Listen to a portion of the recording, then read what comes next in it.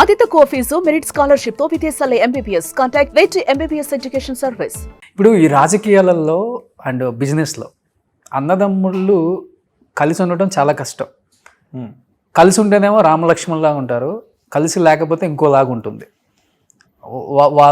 వాళ్ళు ఇచ్చే అంత కాంటెంట్ ఎవరెవరు అనమాట, అంత కాంటెంట్ ఇస్తారు ఏ ఫీల్డ్లో అయినా కానీ. చూస్తూనే ఉన్నాం. సో పేర్లు ఎందుకు, ఇంకా మీ విషయానికి వచ్చేసరికి రామలక్ష్మణ్లా ఉండటానికి మెయిన్ కారణం అన్న ఇచ్చిన చనువు, ప్రేమ అంటారా, లేకపోతే మీరు ఆయనకి ఇచ్చే గౌరవం అంటారా? అసలుకి రెండు అనుకోవచ్చున్నా. తనకి పెద్ద స్వార్థం ఉండదు. నేను పోటీ చేస్తానని అంటే కనుక నవ్వుతూ నా కోసం పనిచేయడానికి సిద్ధంగా ఉంటాడు. అన్నయ్యకి సీట్ వస్తానంటే నేను పనిచేయడానికి సిద్ధంగా ఉంటాను.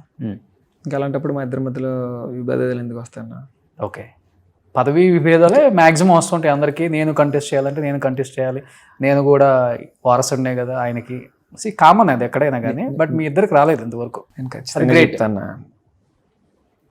నాన్నగారు చనిపోయిన తర్వాత రాజకీయంగా కుటుంబాన్ని నిలబెట్టాలి అని చెప్పి బాగా కసిగా పనిచేసినటువంటి వ్యక్తి రాజా. అతనే ఒక విధంగా నాకు కూడా ఇన్స్పిరేషన్. అతన్ని చూసి నేను ఒక అన్నయ్య కిందే కాదు, ఒక లీడర్ కింద కూడా యాక్సెప్ట్ చేస్తాను. అతను ఏదైనా చెప్తే నేను నేర్చుకోవడానికి ఇష్టపడతాను. నాకు ఈ రోజుకి ఏదైనా అంటే ఫోన్ చేసి విషయం చెప్తే నాకు వెంటనే ఒక అన్నయ్య కిందే కాదు, ఒక డిక్టేటర్ గాను, లేదంటే ఏదైనా ఒక విషయం చెప్పాలి అని అంటే అన్నీ మనకు గైడ్ చేస్తాడు. ఓకే, సో ఓడిపోయిన తర్వాత జగన్ గారిని ఎన్నిసార్లు కలిసారు గణేష్ గారు? జగన్ అన్న ఓడిపోయిన తర్వాత ఒకసారి కలిసాను. ఒక్కసారి కలిసాను. ఆల్మోస్ట్ ఒక 1 hour టైం స్పెండ్ చేశాను. 1-to-1 1-to-1 అన్న ఇద్దరు. ఓకే, సో 1-to-1 దొరకడం చాలా కష్టం కదా ఆయన అసలుకి. ఎప్పుడు చుట్టూ ఆయన బ్యాచ్ ఉంటారు కదా. అవునన్నా, ఆ రోజు 1-to-1 అడిగాను. కేఎన్ఆర్ అన్న కంపల్సరీ 1-to-1 కలవాలన్నా అని రిక్వెస్ట్ చేశాను. ఆయన కూడా ఏర్పాటు చేశాడు. ఒక ఆల్మోస్ట్ 1 hour కూర్చున్నాం. ఓకే, అన్ని విషయాలు మాట్లాడాం ఆ రోజు.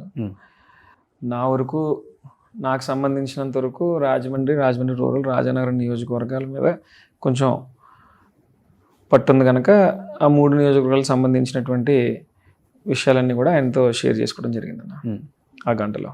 సో మీరు చెప్పారా అసలు ఓడిపోవడానికి ప్రధాన అంశాలు? మీరు ఎక్కువ తిరుగుతుంటారు కాబట్టి, యూత్ ఫాలోయింగ్ ఉన్న ఒక లీడర్ కాబట్టి. మాట ఫస్ట్ ఒకటే చెప్పానన్న, వాస్తవంగా అన్న మిమ్మల్ని కలిస్తే చాలు 175కి 175 వస్తున్నాయని మాత్రమే చెప్పమన్నారన్న. ఇంకా రెండో పదం మీ దగ్గర వాడద్దు అన్నారన్న అని చెప్పన్నారు. అదే చెప్పా. ఆయన నువ్వు కూడా అలా చెప్తే ఎలా గణేష్, నువ్వు నాకు ఏదైనా అనిపించింది ఓపెన్గా చెప్పాలి కదా, నువ్వు ఇంట్లో మనిషివి కదా అని అన్నారు. అందుకే నేను అలా చెప్పమన్నారు అని చెప్పాను, కానీ ఆ విషయాలు వచ్చి మీతో చెప్పలేదన్నా. అప్పుడున్న పరిస్థితుల్లో మీరు ఒక పక్కన ముఖ్యమంత్రిగా పనిచేస్తున్నారు, మీకు ఎక్కడ టైం ఖాళీ లేదు. ఓ పక్కన చూస్తే మహాకూటమి కలుస్తున్నారు, మీకుండే టెన్షన్స్లో మీరున్నారు. ఇంకా ఆ టైంలో వచ్చి మనం చెప్పడానికి అంత ఛాన్స్ తీసుకోలేకపోయినా. ఏదైనా ఒకటే అన్న, ఈ రాజకీయాల్లో నేను చూసిన దాంట్లో, కొద్దిపాటి అనుభవంలో నేను తెలుసుకుంది ఏంటంటే, ఏదైనా పోస్ట్ మార్టం తర్వాత బాగా ఎక్కువ తెలుసుకుంటాం. ఓకే, కాపు కులమే తిరగబడిందని చెప్పారు క్లియర్గా మీరు. 100% చెప్పాను. ఏం చెప్పారు దానికి ఆన్సర్? అయినా జగన్ అన్న ఆలోచన ఎప్పుడు ఎలా ఉందంటేనా, గతంలో ఎప్పుడు ఇవ్వని విధంగా సంక్షేమ పథకాలని మనం ఇవ్వటం జరిగింది. డైరెక్ట్గా నేరుగా ఎటువంటి మధ్యతత్వం లేకుండా జనాలకి డబ్బు అందే విధంగా ఒక సిస్టమ్ తీసుకొచ్చాం. ఇంకా అలాంటప్పుడు ప్రజలు నన్ను నమ్మక ఇంకెవరు నమ్ముతారు అన్న ఆలోచనలో ఉన్నాడు. ఓకే, రెండోది, కోవిడ్ లాంటి విపత్తికరమైనటువంటి పరిస్థితుల్లో నాకు తెలుసుండగా యావత్ భారతదేశంలోనే కాదు, మొత్తం ప్రపంచంలో ఆంధ్ర రాష్ట్రంలో అందించినటువంటి వైద్య సేవలు బహుశా ఇంకెక్కడ అందుండవున్నా. ఓకే, ఒక కిట్ల విషయంలో కానీ, టెస్టింగ్ల విషయంలో కానివ్వండి, వాలంటీర్లు ఇంటికి వెళ్ళి మరి వాళ్ళ మీద తీసుకున్నటువంటి శ్రద్ధ కానివ్వండి, అది ఇంకెక్కడ జరగదు. అంత గొప్పగా వైద్య సేవలు అందించినా సరే మేము ఈ రోజున ఓటమికి తలదించుకోవాల్సి వచ్చింది.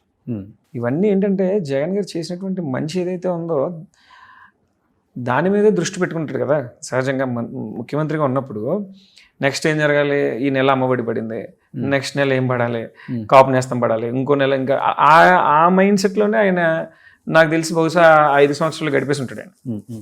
సుమన్ టీవీలో మీ పర్సనల్ అండ్ బిజినెస్ ప్రమోషన్స్ కోసం కింది నెంబర్కి కాంటాక్ట్ చేయండి.